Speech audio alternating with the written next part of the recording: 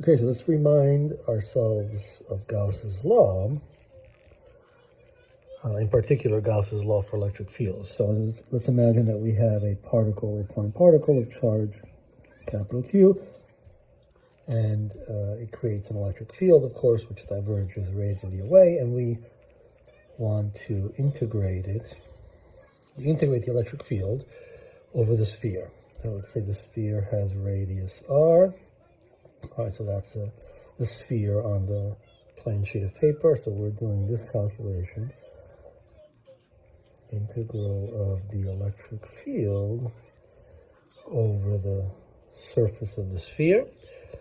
And so we make the calculation easy because the charged particle is at the center of the sphere. So everywhere on the sphere, the electric field has the same value, right? So in magnitude, if we drew this, we would have electric field lines pointing radially outward from the sphere, something like that.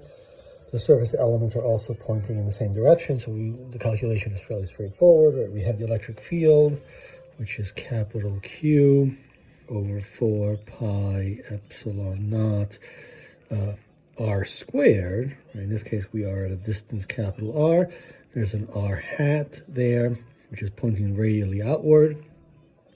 And then we have the surface element, which, if we want to write it out fully in coordinates, we're doing a dot product there. Then we have an r squared surface element sine theta in r theta phi coordinates, d theta d phi, right, times r hat. So that is dA, and this is the electric field. And we do that integral, and a lot of these things are just constants. So we do the dot product. We end up pulling all of this out. Right, the r squared cancels. That's very important. That's why that's really behind the power of this Gauss's law. And we end up with sine theta d phi. So we integrate in phi from 0 to 2 pi. We end up with a 2 pi q over 4 pi epsilon naught. And then we have the sine theta d theta integral to do, and that's from 0 to pi. And that gives us